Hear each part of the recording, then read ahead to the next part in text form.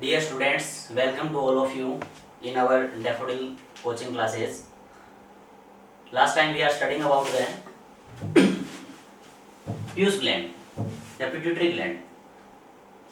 So shall we start?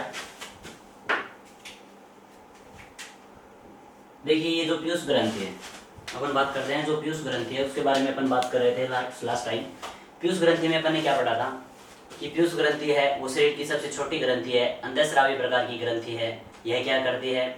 बहुत सारे hormone स्रावित करती है, बहुत सारे हार्मोन रिलीज करती है, जिन्हें अपन मिक्स रूप से क्या बोलते हैं? पिट्यूटाइन हार्मोन बोलते हैं। पिट्यूटाइन हार्मोन बोलते हैं ना, या इसे अपन पिट्यूटरी ग्लैंड बोलते हैं। उसके अलावा अपन ने ये पढ़ा था कि जो पीयूष ग्रंथि होती है वो मटर के दाने जैसी होती है, उसका वो द्विपालित होती है, अगर पीयूष और पश्च पीयूष, या अग्रपाली या पश्च पाली, जिसे अपन ने इंटीरियर लोब और पोस्टीरियर लोब बोला था ना। हाँ, अब देखो, अब आगे अपन बात करते हैं पीयूष ग्रंथि के हार्मोनों की। किसकी बात करते हैं? पीयूष ग्रंथि के हार्मोनों की बात करते हैं।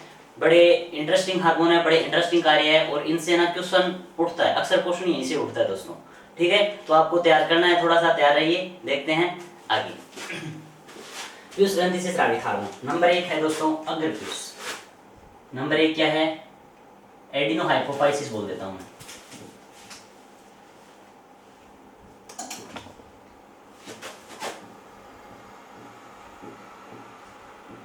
एडिनोहाइपोफाइसिस एक नंबर पे क्या है? एडिनोहाइपोफाइसिस, जिसे अपन क्या बोलते हैं? दोस्तों बताइए। एंटेरियर लोब बोलते हैं क्या? एंटेरियर लोब क्या बोलते हैं? Anterior lobe. एडिनोहाइपोफाइसिस या एंटेरियर लोब, एडिनोहाइपोफाइसिस या एंटेरियर लोब। अब देखो दोस्तों, अब ये जो एंटेरियर लोब है इसे अपन ने हिंदी में क्या बोला था? एडिनोहाइपोफाइसिस को तो बोल देते हैं अग्र पीयूष, और ये जो एंटीरियर लोब है इसे बोल देते हैं अग्रपाली। क्या बोल देते हैं? अग्रपाली।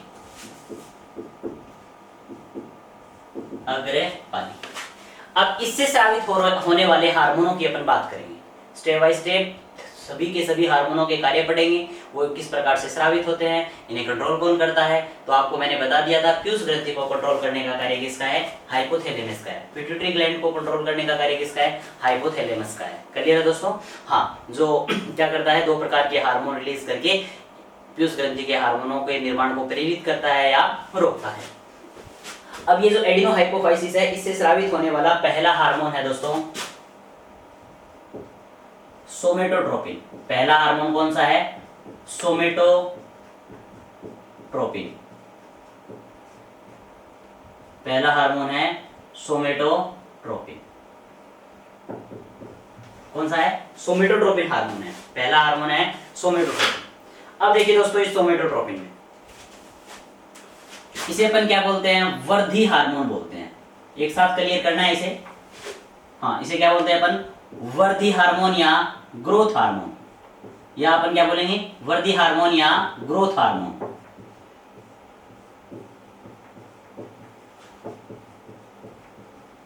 वृद्धि हार्मोन या ग्रोथ हार्मोन बोलते हैं। अब देखो, यह क्या करता है? शरीर की लंबाई को नियंत्रित करता है। शरीर की लंबाई का नियंत्रण करता है। किसे कंट्रोल करता है? शरीर की जो हाइट है ना, उसे नियंत्रित करता है। यानी अपन बोल सकते हैं विशेष करके अस्थियों की लंबाई। ये क्वेश्चन है ना, कई बार घुमाकर पूछ लिया जाता है कि शरीर की अस्थियों की लंबाई को नियंत्रित करने वाला हार्मोन कौन सा है। ठीक है ना? हाँ, तो ठीक उसी प्रकार अस्थियों की लंबाई भी बोल सकते हैं। अस्थियों की लंबाई, अस्थियों की लंबाई को नियंत्रित कौन करता है? सोमेटोट्रोपिन या वृद्धि हार्मोन। इसके अलावा अगर आपसे बोल दिया जाए, अस्थियों की लंबाई के अलावा अगर आपसे बोल दिया जाए, तो आपको क्या बोलना पड़ेगा? ऊतकों एवं अंगों का विकास। ऊतकों एवं अंगों का विकास भी कौन सा हार्मोन करता है? पीयूष ग्रंथि का सोमेटोट्रोपिन। यानी टिश्यू और ऑर्गन है ना, उनका डेवलपमेंट है वो भी अपने पिट्यूटाइन हार्मोन या पिट्यूटाइन हार्मोन, और पिट्यूटाइन हार्मोन का कौन सा पार्ट, सोमेटोट्रोपिन पार्ट है ना, वो करता है। यानी सोमेटोट्रोपिन हार्मोन क्या करता है, अपन बोल सकते हैं अपनी बॉडी है उसकी ग्रोथ को कंट्रोल करेगा। उसके अलावा अपन ये बोल सकते हैं कि अपनी जो बोन्स होती है, ठीक है, बोन्स हैं उनके डेवलपमेंट को कंट्रोल कौन करता है, सोमेटोट्रोपिन कंट्रोल करता है। उसके अलावा अपन ये बोल सकते हैं अपनी बॉडी की जो ऑर्गन है, बॉडी के जो ऑर्गन्स हैं, टिश्यू हैं, ठीक है, सेल्स हैं, उन सब के डेवलपमेंट को कंट्रोल करने वाला पीयूष ग्रंथि का या पिट्यूटरी ग्लैंड का कौन सा पार्ट है, सोमेटोट्रोपिन हार्मोन है। कौन सा है, सोमेटोट्रोपिन। याद रह जाएगा दोस्तों, सोमेटोट्रोपिन क्या करता है, सोमेटोट्रोपिन को अपन हिंदी में बोलेंगे वृद्धि हार्मोन या ग्रोथ हार्मोन बोलेंगे। उसके अलावा ये क्या करेगा, हमारी बॉडी की लेंथ है या हाइट है उसे कंट्रोल करेगा। ये अपनी बोन्स है उसकी लेंथ को भी क्या करता है, कंट्रोल करता है। उसके अलावा अपने शरीर की जो सेल्स हैं, टिश्यू हैं या ऑर्गन्स हैं, उनके डेवलपमेंट को भी कंट्रोल करता है। कौन है, कौन दोस्तों, सोमेटोट्रोपिन। ओके, आगे बढ़ते हैं।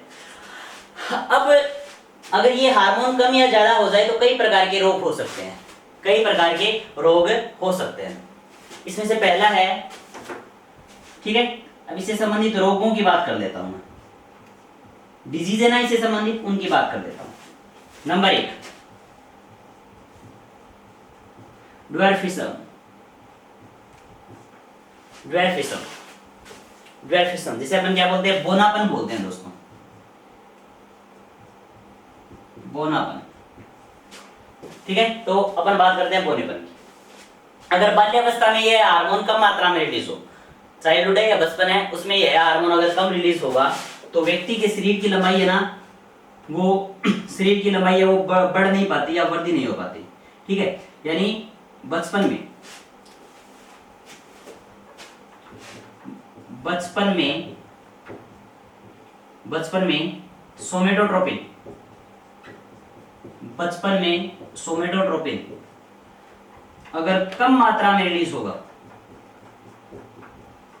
कम मात्रा में स्रावित हो, तो व्यक्ति क्या रह जाता है, बोना रह जाता है। क्या रह जाता है, बोना रह जाता है। इस रोग को अपन मिजेटिस भी बोलते हैं। इस रोग को अपन क्या बोलते हैं दोस्तों, मिजेटिस भी बोलते हैं। इस रोग को अपन क्या बोलते हैं, मिजेटिस बोलते हैं दोस्तों। इस रोग को बोला जाता है मिजेटिस। क्या बोला जाता है, मिजेटिस। इस रोग को क्या बोला जाता है, मिजेटिस बोला जाता है, जिसमें शरीर की लंबाई है वो बहुत कम रह जाती है, यानी व्यक्ति है वो बोना रह जाता है। हाँ, जिसे अपन लोकल लैंग्वेज में बावना बोलते हैं शायद, वो बोना रह जाता है। ओके, अब आगे बात करते हैं। अब एक सेकेंड डिजीज है किससे संबंधित, पीयूष ग्रंथि के सोमेटोट्रोपिन हार्मोन से संबंधित, ठीक है, जिसका नाम है दोस्तों एक्रोमीगली।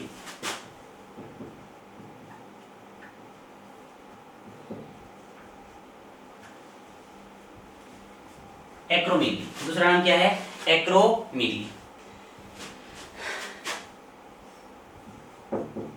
एक्रोमीगली, दूसरा नाम क्या है, एक्रोमीगली। अब ये जो एक्रोमीगली है ना, इसे अतिकायता बोलते हैं दोस्तों। इसे क्या बोलते हैं, अतिकायता। अतिकायता, हिंदी में बोलते हैं इसे अतिकायता। ठीक है, अतिकायता।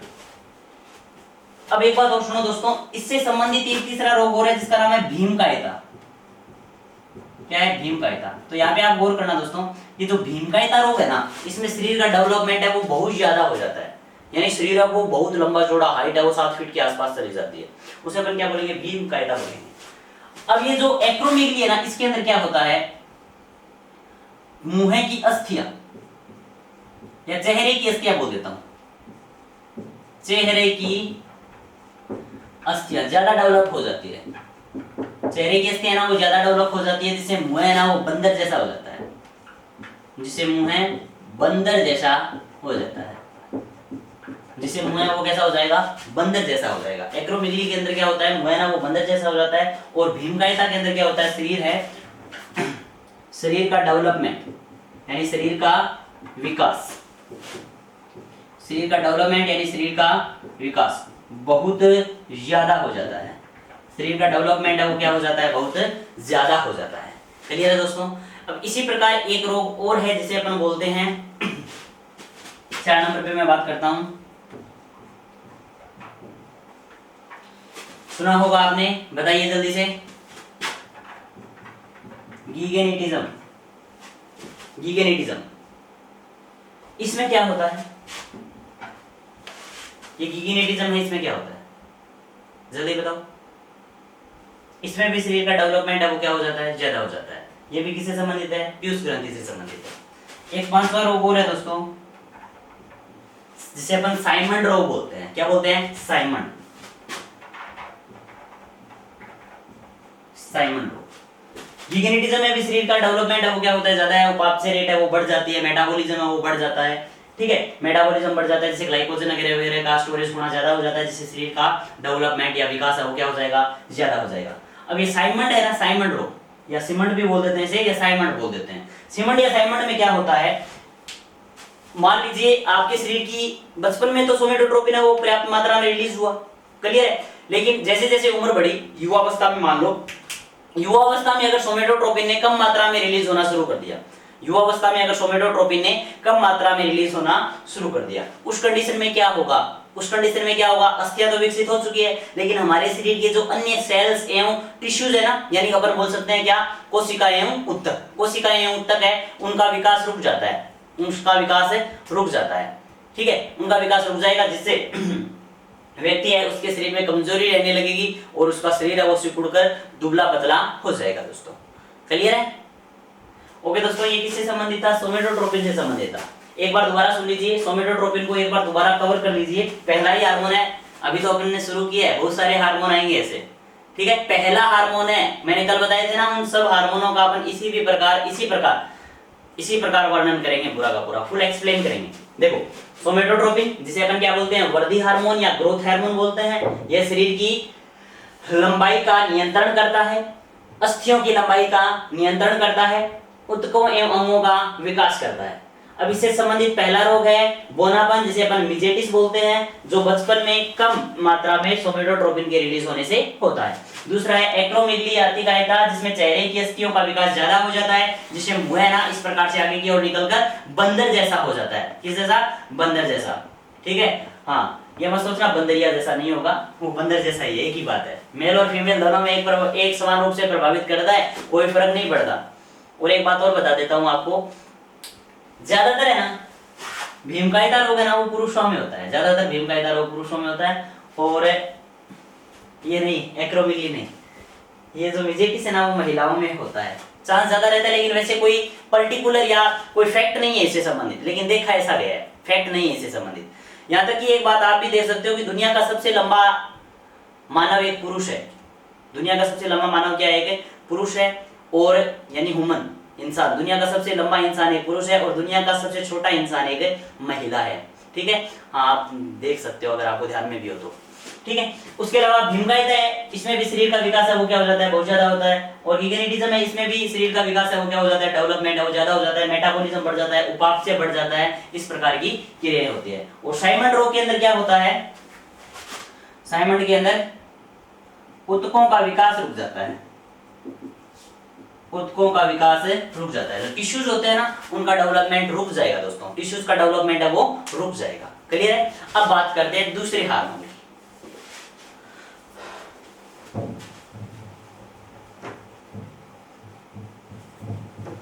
दूसरा हार्मोन है गोनेडोट्रोपिन।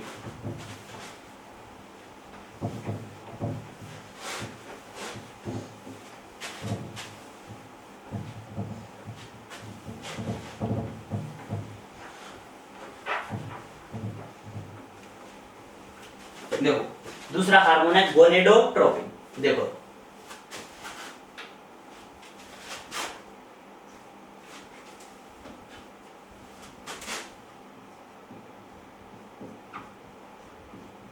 Gonadotropin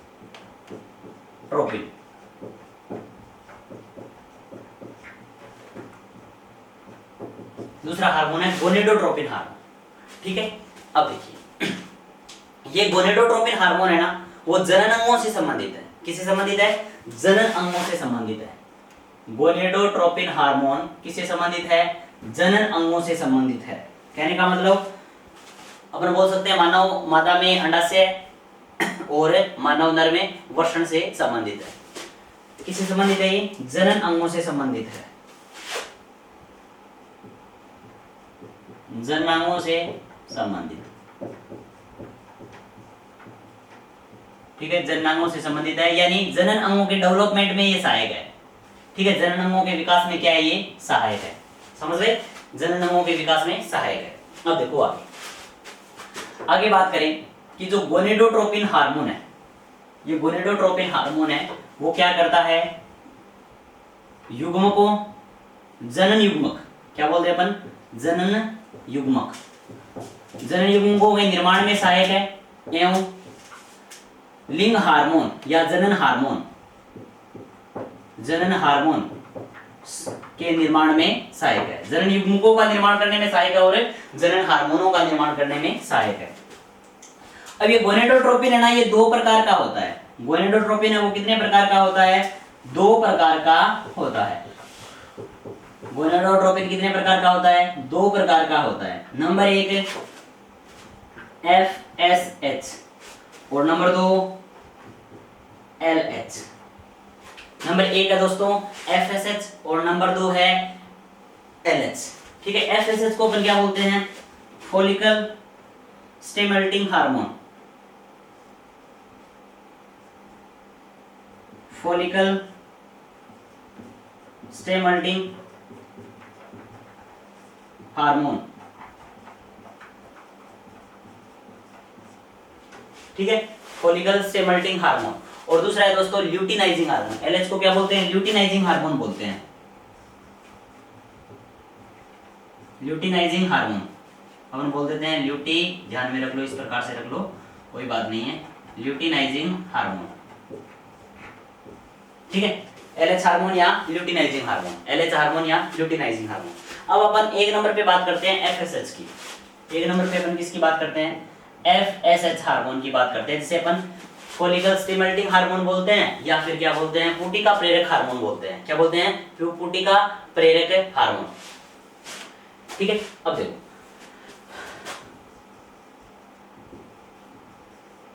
luteinizing hormone. अब देखो फुटिक, इसे क्या बोलेंगे, फॉलिकल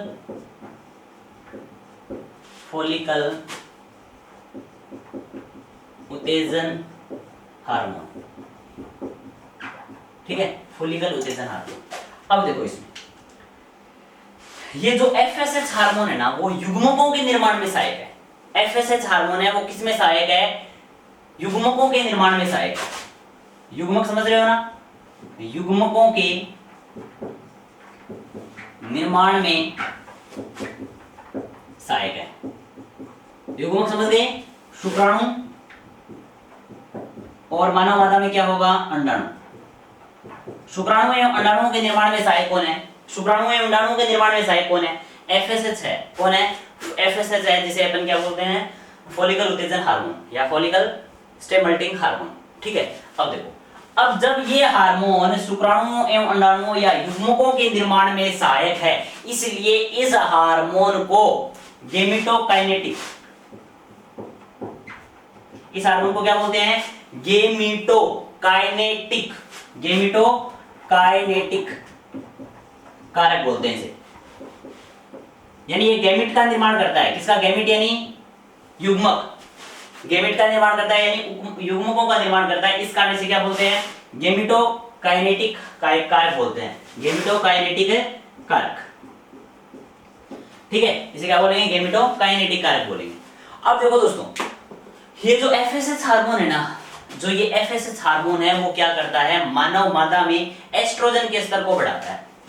मानव मादा में एस्ट्रोजन, मानव मादा में एस्ट्रोजन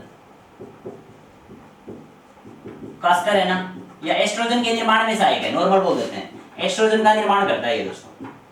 क्या करता है ये, एस्ट्रोजन का निर्माण करता है। कौन है, FSH। कौन, FSH, फॉलिकल उत्तेजन हार्मोन। कौन, FSH या फॉलिकल उत्तेजन हार्मोन। अब देखिए आगे, अब दूसरा हार्मोन है ल्यूटिनाइजिंग हार्मोन। दूसरा कौन सा है, ल्यूटिनाइजिंग हार्मोन। एक बार रिपीट कर लो, गोनेडोट्रोपिन हार्मोन जनन युग्मकों से, जनन युग्मकों का निर्माण करता है, जनन हार्मोनों का निर्माण करता है। दो प्रकार का होता है, FSH और LH। FSH है वो फॉलिकल उत्तेजन हार्मोन है, जो मानव मादा में और नर में शुक्राणुओं एवं अंडाणुओं का निर्माण करता है, इस कारण से गेमेटोकाइनेटिक कारक बोलते हैं। और मानव मादा में यह एस्ट्रोजन, एस्ट्रोजन हार्मोन जिन्हें अपन सेक्सुअली हार्मोन बोलते हैं ना, उनको डेवलप करता है। सेक्सुअली हार्मोन है उन्हें क्या करेगा, डेवलप करेगा।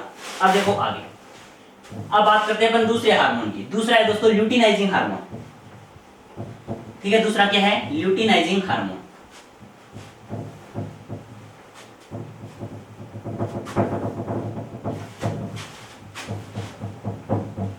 ल्यूटिनाइजिंग हार्मोन है ना, इससे संबंधित एक महत्वपूर्ण क्वेश्चन आया हुआ है एग्जाम में कि ल्यूटिनाइजिंग हार्मोन किस पर कार्य करता है। तो आपको याद रखना है, ल्यूटिनाइजिंग हार्मोन मानव नर में ना लीडिंग कोशिका या अंतराली कोशिका पर कार्य करता है। किस पर कार्य करता है, लीडिंग कोशिका या अंतराली कोशिका पर कार्य करता है। 2 नंबर पे अपन पढ़ेंगे ल्यूटिनाइजिंग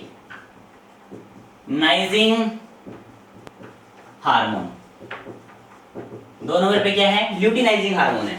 ये जो ल्यूटिनाइजिंग हार्मोन है वो किस पर कार्य करता है, लीडिंग कोशिका, लीडिंग या अंतराली कोशिका पर कार्य करता है। लीडिंग या अंतराली कोशिका पर कार्य करता है। लीडिंग कोशिका पर कार्य करता है या अंतराली कोशिका पर कार्य करता है पुरुष में। उसके अलावा अपन ये बोल सकते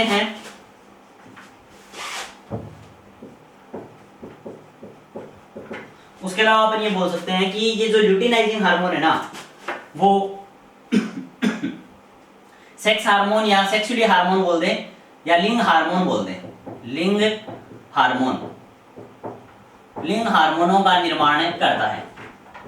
लिंग हार्मोनों का निर्माण करता है। जो पुरुष में तो होते हैं एंड्रोजन, पुरुष में तो एंड्रोजन्स बोल देते हैं, और महिलाओं में पोजिस्ट्रोन, एवं एस्ट्रोजन, पोजिस्ट्रोन एवं एस्ट्रोजन के निर्माण में सहायक है। पोजिस्ट्रोन एवं एस्ट्रोजन मुख्य रूप से कौन सा है, पोजिस्ट्रोन है।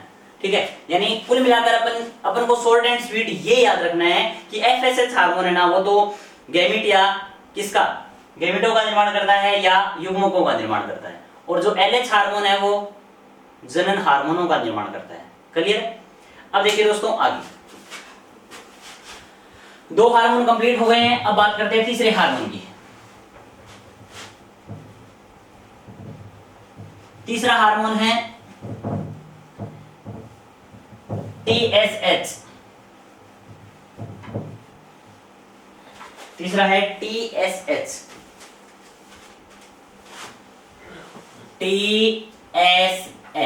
जिसे क्या बोलेंगे,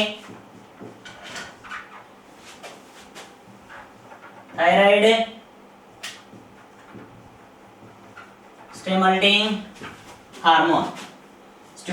हार्मोन।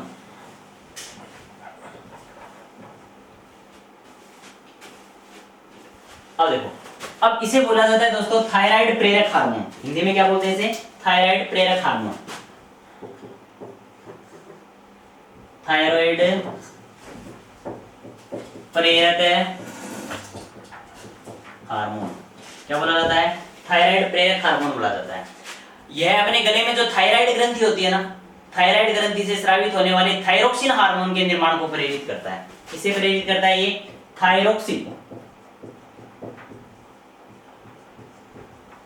थायरोक्सिन हार्मोन के निर्माण को प्रेरित करता है। थायरोक्सिन हार्मोन के निर्माण को प्रेरित करता है। ठीक है, आगे बात करते हैं। चौथा हार्मोन है ACTH, जिसे बोलते हैं एड्रीनोकार्टिकोट्रोपिन हार्मोन।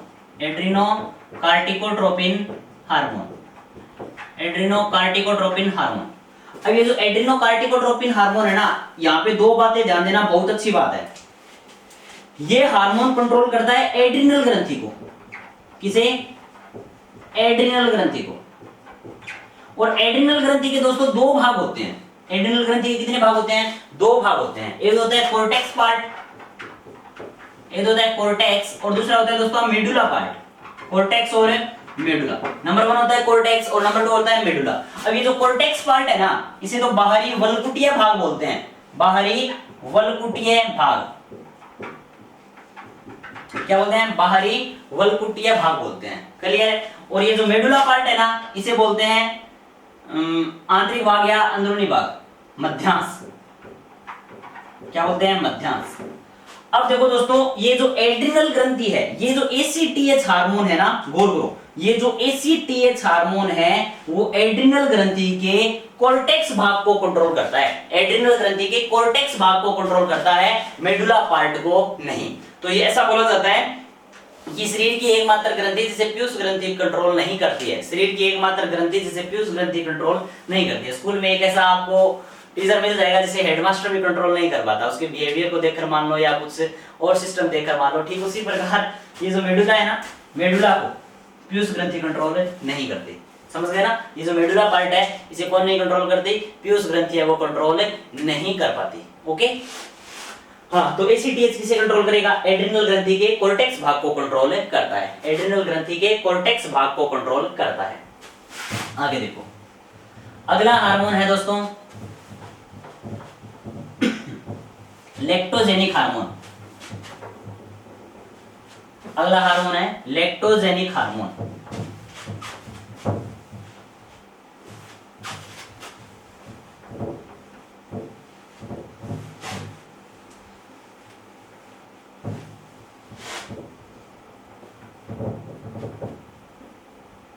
देखो अगला है लेक्टोजेनिक हार्मोन।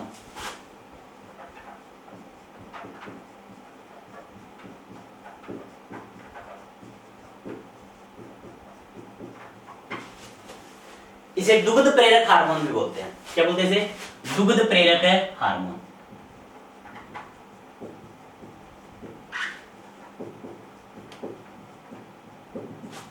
देखो जैसे ही गर्भाधारण होता है, जैसे ही प्रेगनेंसी पीरियड शुरू होता है, उस समय हमारी पीयूष ग्रंथि ना लेक्टोजेनिक हार्मोन रिलीज करती है। क्या रिलीज करती है, लेक्टोजेनिक हार्मोन रिलीज करती है, जिसे अपन प्रोलैक्टिन हार्मोन भी बोलते हैं। इसका दूसरा नाम क्या है, प्रोलैक्टिन हार्मोन। यानी प्रेगनेंसी पीरियड शुरू होने के बाद हमारी पीयूष ग्रंथि क्या करेगी, पीयूष ग्रंथि है वो प्रोलैक्टिन हार्मोन या लेक्टोजेनिक हार्मोन शुरू करेगी। ठीक है, वो रिलीज करना शुरू करेगी तो इसका असर सीधा दुग्ध ग्रंथियों पर होता है, जिससे स्तनों का विकास होता है। स्तन समझ गए ना, स्तनों का विकास होता है, और स्तनों के विकास, स्तनों के विकसित होने से उनके अंदर दुग्ध ग्रंथियां आती है, जो अंगूर के गुच्छे के समान होती है, वो एक्टिव होकर दुग्ध का निर्माण करना शुरू कर देती है, दुग्ध का निर्माण करना शुरू कर देती है। इस कारण इसे अपन मिल्क हार्मोन भी बोल देते हैं, सीधा इसे क्या बोल देते हैं, मिल्क हार्मोन भी बोल देते हैं, मिल्क हार्मोन। ठीक है, इसे क्या बोलेंगे अपन, मिल्क हार्मोन बोलेंगे दोस्तों। क्या बोलेंगे, मिल्क हार्मोन। अब अगला हार्मोन है हाँ मिलेनोसाइट। अगला कौन सा है, मिलेनोसाइट। अगला हार्मोन है मिलेनोसाइट हार्मोन। देखो मिलेनोसाइट हार्मोन है ना, वो क्या करता है, मिलेनोसाइट हार्मोन रंगा कोशिकाओं को फैलाकर, कलर सेल होती है ना उन्हें, रंगा कोशिका यानी कलर सेल, रंगा कोशिकाओं को फैलाकर त्वचा के रंग को गहरा करता है। त्वचा के रंग को क्या करता है, गहरा करता है। ठीक है, यानी मिलेनोसाइट हार्मोन रंगा कोशिकाओं को फैलाकर त्वचा के रंग को गहरा करने का कार्य करता है। एक फैक्ट बताता हूं बढ़िया सा। देखो दोस्तों, दो रंग से संबंधित है ना, वो दो हार्मोन है, एक तो है मिलेनोसाइट और एक है मिलेटोनिन। एक है मिलेटोनिन जो अपन पीनियल ग्रंथि में पढ़ेंगे, पीनियल का है ना उसमें पढ़ेंगे।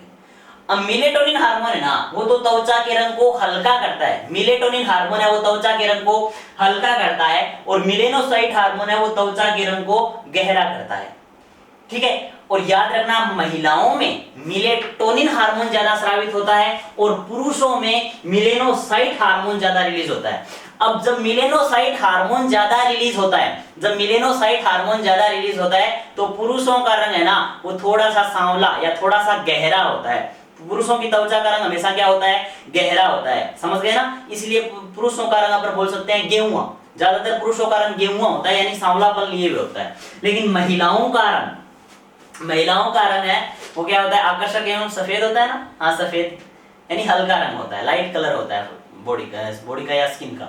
उसका कारण क्या है, मिलेटोनिन हार्मोन जो पीनियल ग्रंथि से स्रावित होता है, और महिलाओं में वो ज्यादा होता है और पुरुषों में मिलेनोसाइट हार्मोन ज्यादा होता है। क्लियर, बाकी बात डिपेंड करता है बॉडी के अपन बोलते हैं कि बॉडी में डेवलपमेंट किस प्रकार से हो रहा है, विकास किस प्रकार से हो रहा है उस पर।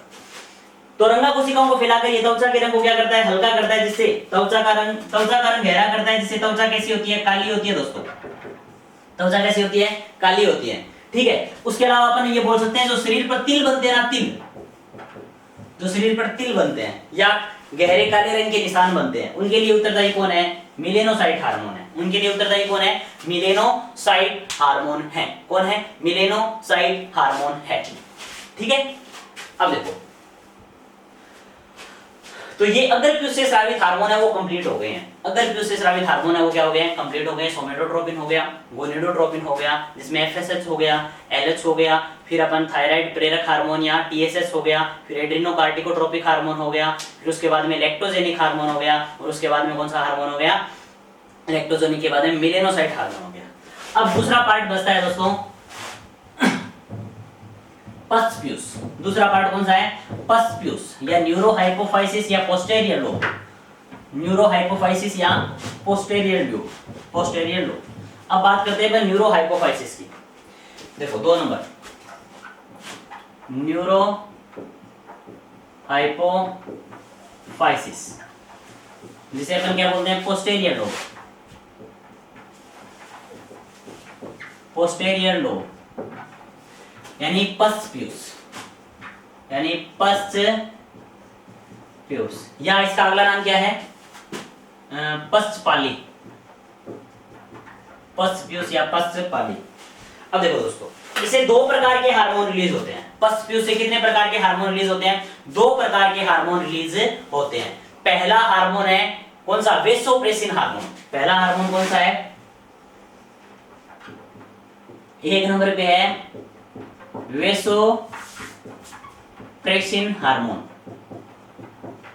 और दूसरा है दोस्तों oxytocin hormone. Oxytocin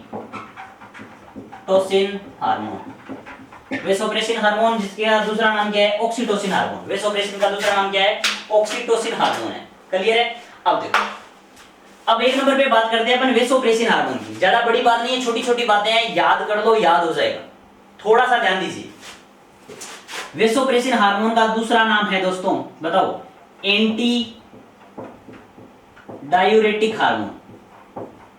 anti diuretic hormone, ठीक है, जिसे अपन मूत्ररोधी हार्मोन भी बोल सकते हैं। मूत्ररोधी हार्मोन, मूत्र के निर्माण को कम कौन करता है, वेसोप्रेसिन हार्मोन करता है। मूत्र के निर्माण को कम कौन करता है, वेसोप्रेसिन हार्मोन करता है। अब देखो, अब यह हार्मोन है ना, वृकाणु में वृक नलिका पे कार्य करता है। वृकाणु में वृक नलिका पर कार्य करता है। वृकाणु में वृक नलिका पर कार्य करता है। वृक नलिका पर कार्य करता है, इससे मतलब क्या है, वृकाणु की जो वृक नलिका होती है, अपने पढ़े थे ना वृकाणु के 2 भाग, वोमेन संपुट, ठीक है, जिसे अपन ने मेलपीगिकाए बोला था, ग्लोमेरुल्स और मेलपीगिकाए, और दूसरा भाग क्या था, वृक नलिका। तो ये वृक नलिका में कार्य करता है, और वृक नलिका में जो जल होता है, वृक नलिका में जो जल होता है, उस जल के पुनः अवशोषण को, उस जल के पुनः अवशोषण को बढ़ाता है। उस जल के पुनः अवशोषण को बढ़ाता है। यानी कहने का मतलब, अपन जब किडनी के अंदर अपशिष्ट पदार्थ छनता है ना, उस समय उस अछनित पदार्थ से जल के पुनः अवशोषण को बढ़ाने का कार्य कौन करता है, वेसोप्रेसिन हार्मोन करता है। कौन करता है, वेसोप्रेसिन हार्मोन करता है। इसके बारे में अपन ये बोल सकते हैं कि गर्मियों में इस हार्मोन का स्रावन है ना वो बढ़ जाता है।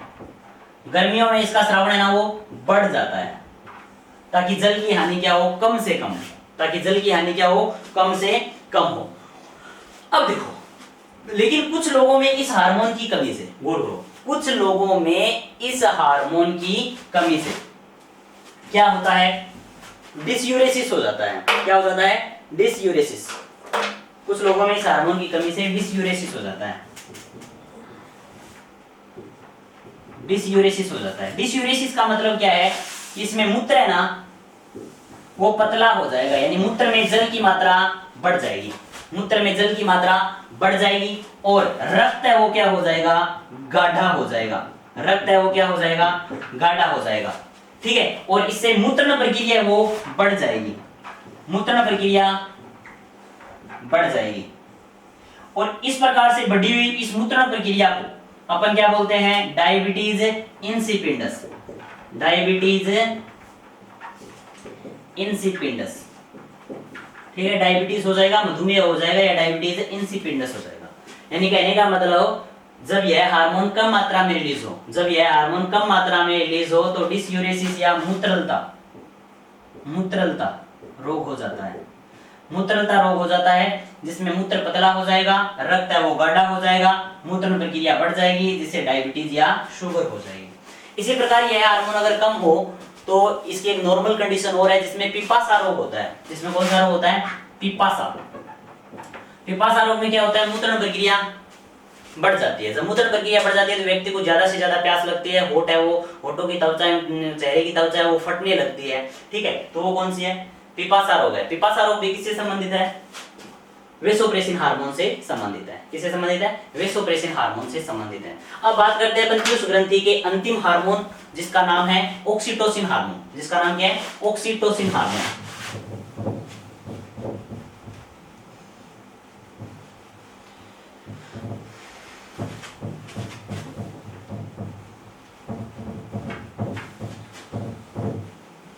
देखो अंतिम है जी ऑक्सीटोसिन हार्मोन, ऑक्सीटोसिन हार्मोन। इसका दूसरा नाम है दोस्तों पिटोसिन हार्मोन।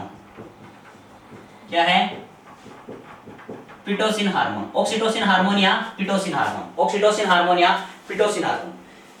देखो दोस्तों क्या होता है, जब महिलाएं बच्चे को जन्म देती है, जब महिलाएं बच्चे को जन्म देती है तो उस समय योनि मार्ग है, उसके ऊपर का जो भाग होता है प्यूबियस सिम्फाइसिस। क्या होता है, प्यूबियस सिम्फाइसिस,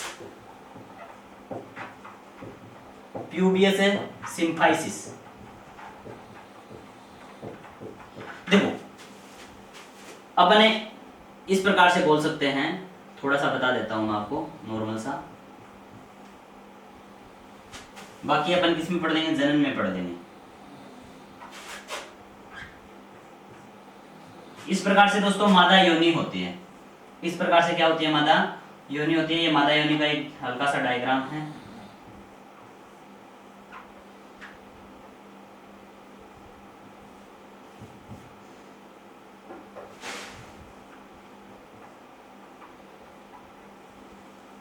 ठीक है, अब देखो ये मादा योनि है, मादा गर्भाशय है, सॉरी योनि तो नीचे की है यहाँ पर, और ये क्या है, गर्भाशय है। क्या है ये, गर्भाशय, माफ करना दोस्तों, ये गर्भाशय है। अब यहाँ पे जो बच्चा है, यहाँ पे जो बच्चा है, या भ्रूण बोल सकते हैं या शिशु बोल दे अपन, यहाँ पे जो शिशु है। अब देखो जब शिशु का जन्म होता है, गौर करो दोस्तों, जब शिशु का जन्म होता है तो उस समय ये जो गर्भाशय की दीवारें हैं, ये जो गर्भाशय की दीवारें हैं, इन गर्भाशय की दीवारों में, इन गर्भाशय की दीवारों में संकुचन पैदा करने का कार्य ऑक्सीटोसिन हार्मोन करता है। इन गर्भाशय की दीवारों में संकुचन पैदा करने का कार्य ऑक्सीटोसिन हार्मोन करता है। समझ गए ना, जिससे उत्पन्न होती है दोस्तों प्रसव पीड़ा। क्या उत्पन्न होती है, प्रसव पीड़ा उत्पन्न होती है। गौर करो दोस्तों, गर्भाशय की दीवारों में संकुचन पैदा करके प्रसव पीड़ा उत्पन्न करने का कार्य ऑक्सीटोसिन हार्मोन करता है। कौन करता है, ऑक्सीटोसिन हार्मोन करता है, जिससे बच्चे के जन्म में क्या होती है, आसानी होती है, जिससे बच्चे के जन्म में क्या होती है, आसानी होती है। ठीक है, उसके अलावा ये क्या करता है, प्यूबियस सिम्फाइसिस भाग को मुलायम करता है। प्यूबियस सिम्फाइसिस भाग को क्या करता है, मुलायम करता है। और जो श्रोणि मेखला के मध्य की जो प्यूबिक बोन होती है ना, उनके मध्य का गैप क्या कर देता है, बढ़ा देता है। उनके मध्य का गैप क्या कर देता है, बढ़ा देता है, ताकि बच्चे का जन्म है वो क्या हो जाए, आसानी से हो जाए। इस कारण इस हार्मोन को बर्थ हार्मोन बोलते हैं। बर्थ हार्मोन क्या बोलते हैं, बर्थ हार्मोन। क्लियर है दोस्तों। ऑक्सीटोसिन हार्मोन जिसे अपन पिटोसिन हार्मोन बोलते हैं, ये क्या करता है, गर्भाशय की दीवारों में संकुचन पैदा करके गर्भाशय की दीवारों में संकुचन पैदा करके प्रसव पीड़ा उत्पन्न करता है, जिससे बच्चे के जन्म में क्या होती है, आसानी होती है। यह प्यूबियस सिम्फाइसिस भाग को मुलायम करता है और श्रोणि मेखला की जो प्यूबिक बोन होती है उनके मध्य का गैप क्या कर देता है, थोड़ा सा बढ़ा देता है, ताकि बच्चे के जन्म में क्या हो, आसानी हो। इस कारण इस हार्मोन को अपन क्या बोलते हैं, बर्थ हार्मोन बोलते हैं। उसके अलावा यह दुग्ध ग्रंथियों को सक्रिय करने का कार्य भी करता है। ठीक है दोस्तों, ये थे पीयूष ग्रंथि से संबंधित सभी हार्मोन। ठीक है, मिलते हैं आपसे कल एक नई ग्रंथि के साथ। Bye and thank you.